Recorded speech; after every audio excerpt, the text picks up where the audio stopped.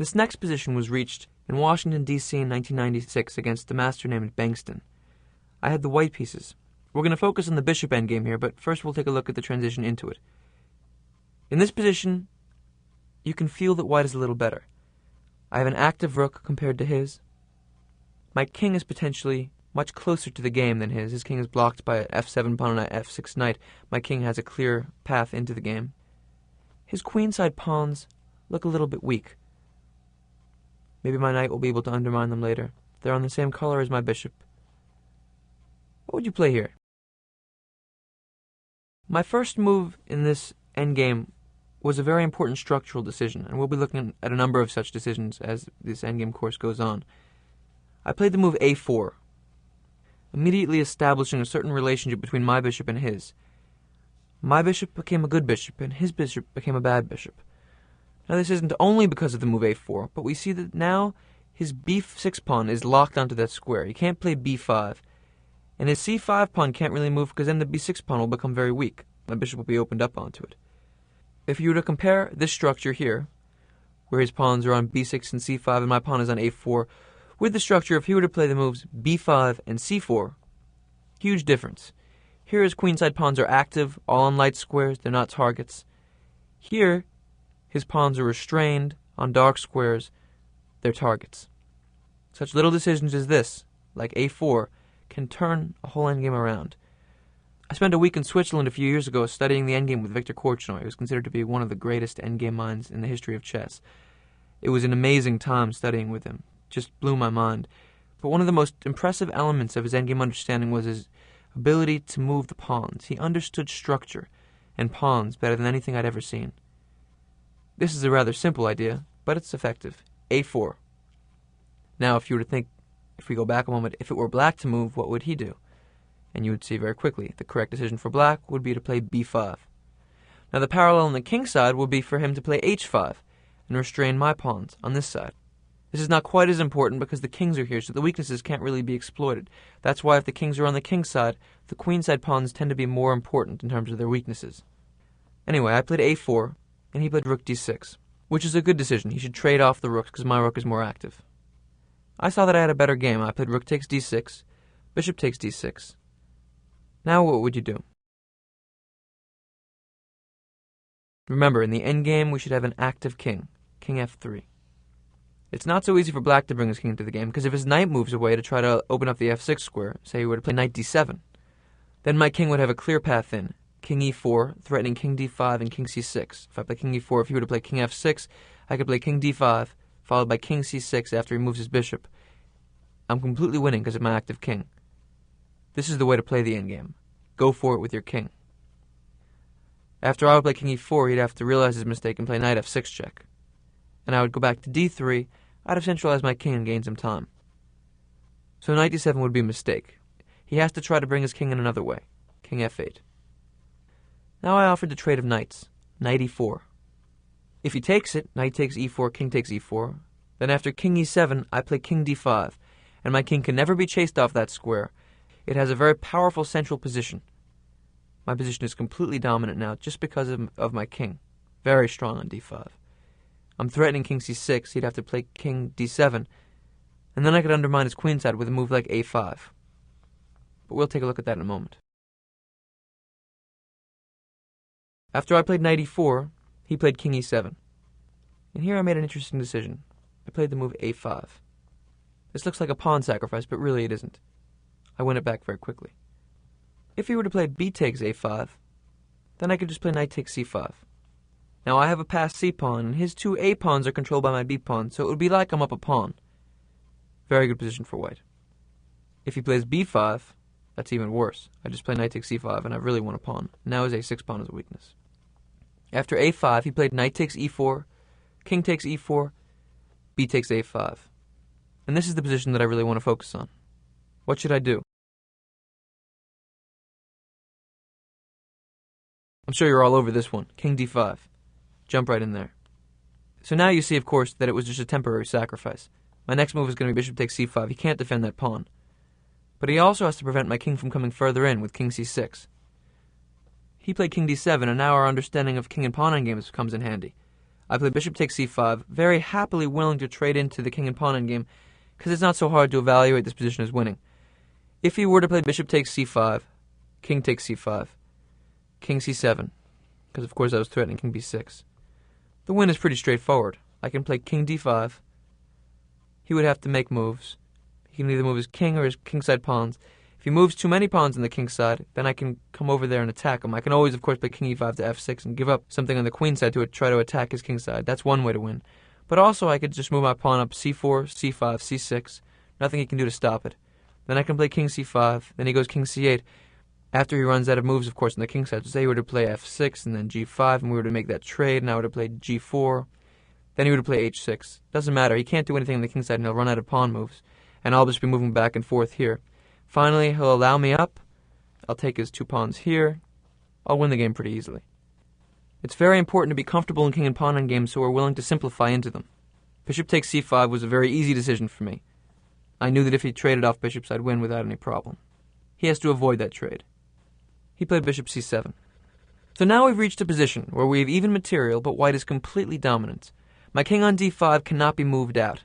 He doesn't have a light squared bishop or anything that can attack it. My bishop on c5 is very actively placed. I have a passed c-pawn, and my b-pawn holds both of his a-pawns.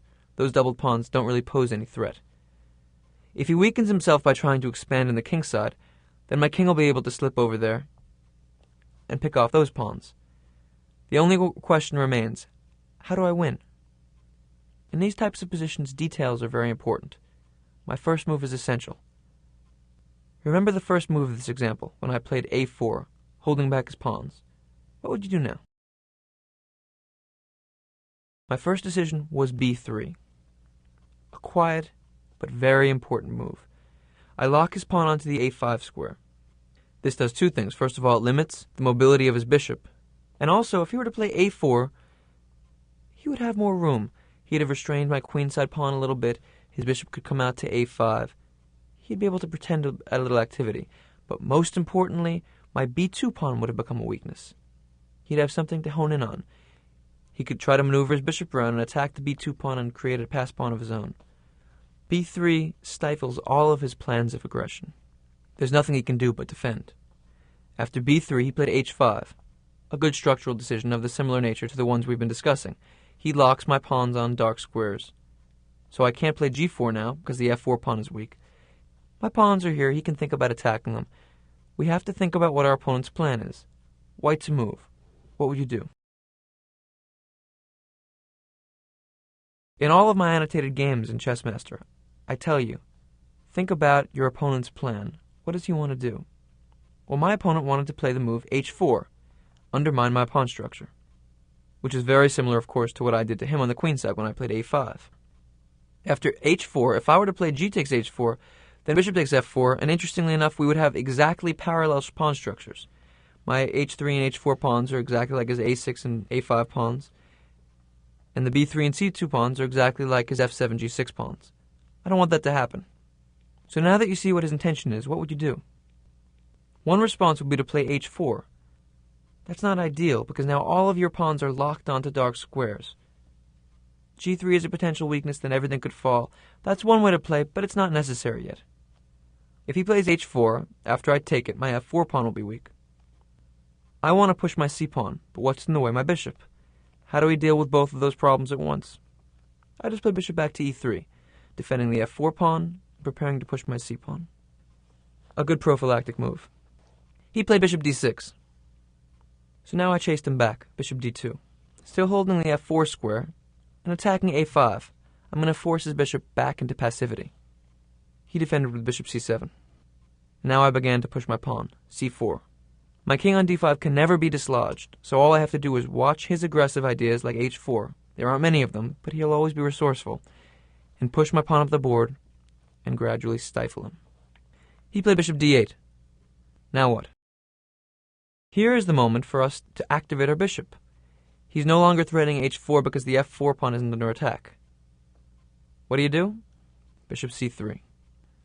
Now he played bishop c7 again, and here I decided to stop h4 from a more active position, bishop f6. So we see by small moves, first b3, then bishop back to e3, back to d2, then I played c4, then I brought my bishop back to f6. I'm slowly strangling him. Black's position is having the air cut off from it. Another option would have been bishop e5, which is fine. It also stops h4. But then he could go back to d8. Of course, white is still winning, but I had another plan.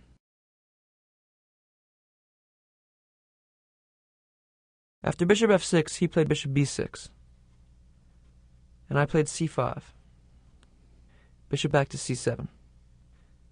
Now this is a tremendously important position. I want you to take a few moments now. Don't move. Think for white. What would you like to do? The theme of my play so far in this endgame has obviously been to strangle him. I'm cutting off all the air, stopping black from having anything he can do at all. My c5 pawn now stops bishop b6. We know that the king and pawn endgame is winning. He can't play bishop d8 because I'll just trade and bring my king into c6. It's handy to be proficient in king and pawn endgames, no? He can't play h4 because I cover that square. His bishop has no squares, only b8. His king can't move anywhere because if his king moves, then I'll go back to the c6 square. But if his bishop moves back to b8, what do you do? Now I could play the move bishop e5, offer a trade. We already know that all the trades are winning for me. So we'd have to go to a7, but then I could play bishop d6. And suddenly his bishop has been chased into a corner and there's absolutely nowhere to go.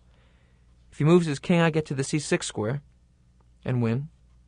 So we would have to try to move the pawns on the king side, but he runs out of moves. If he plays, for instance, f5, then I just play h4. No more moves. If he plays f6, I can just play h4. And then after f5, I can move bishop e5. I'm not the one who has no options. If he moves his king, I come into c6, followed by bishop d6 check and king b7. He can't move his bishop. I'm winning. So what we just established is that in this position, if it were black's move, I would be winning. The king can't move. The bishop going back forces his bishop to the corner. He can't really do anything. So now the question is, how can white force it to be black's move in this position? White wants to lose the move. With that understood, take a few moments and figure it out. White to move, what do you do? Here I used a very, very important tool in converting this type of endgame, because bishop endgames often come down to tempo, to changing the move over to your opponent, to Zugzwang. I played the move bishop g5. Does that change anything? Again, he can't play bishop d8, because we trade. If the king moves, I get to c6. He has to go to b8. Now what? Now I played the move bishop to h4. So now if he goes to a7, then I go to f6, he goes to b8, and I go to bishop e5. He has to go back to a7, and I win easily. His only move is to return to c7, but now we get just what we wanted, bishop f6. It's black to move in the position we want it to be black to move. This is called triangulation. The key was that I had two squares from which I could move to the square I needed to go. He only had one. Both g5 and h4 were open to me, and only b8 was open to him. So again, the solution is bishop g5, he's got to go back.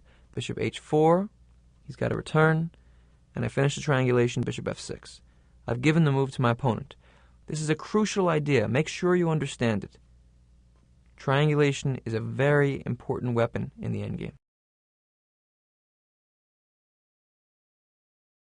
So my opponent ran away with bishop b8. He could have tried the move a4. Maybe this would have even been his best chance, but then I would just take it. He'd have the a5 square open. He could try to continue to defend here, but of course I'm easily winning.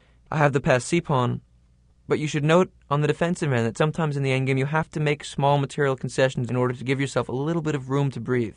He should have played a4, and after I take it, bishop a5, yes, he's completely lost, but here he can try to breathe a little bit. Sometimes you have to give a little bit in order not to lose a lot. He played bishop b8. I played bishop e5, and he of course avoided the trade. He played bishop a7. If he were to play bishop takes e5, obviously after f takes e5, the position is easily winning. He can't do anything on the king side. My next few moves can be c6 check, king c7, king c5. He'll run out of moves, have to move his king, and I just play king d6. The way this position would end up being would he'd probably have g5 and h4 and say we'd have made this trade. Then I could play c7, king c8, and I have two ways to win this. The first one is I could play king e7 and immediately take the f7 pawn and then queen the e pawn. Or I could almost stalemate him, but not quite, because he has the move a4. Then I take it, he has to play a5, and then I move. And here he can either move his king to b7, allowing king d7, or make his final pawn move f6, after which I would simply take and queen. So I can almost stalemate him, allow him to throw away all of his pawns, collect them, and then just win easily that way. So obviously he can't trade bishops. So after bishop e5, he correctly avoided the trade, played bishop a7. Here I just play bishop d6. His bishop is locked into the corner. Now all that remains are some pawn moves and a king move. The king move will be desperate because I'll have the c6 square. So he played f5. I played h4, stopping all kingside play. And he resigned. Of course you see that after he makes a move like king d8, I can just come in, and I'm easily winning. King e6, and then take his kingside pawns. There's nothing he can do, his bishop can't escape. And so this game was won by having a superior position of my king, of my bishop, having better pawns, and then I gave him a move. I used a device called Zugzwang. I triangulated, lost a move, and forced him to make a move which destroyed his own position. This is a very, very important theme in bishop endgames. Keep it in mind.